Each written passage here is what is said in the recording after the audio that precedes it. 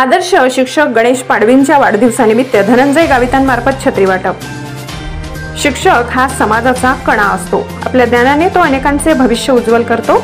अशा शिक्षकाचे ऋण समाजाने फेडणे हे समाजाचे कर्तव्य आहे। याच जाणीवेने युवा उद्योजक धनंजय गावित यांनी अनोख्या पद्धतीने एका आदर्श शिक्षकाचा वाढदिवस साजरा केला।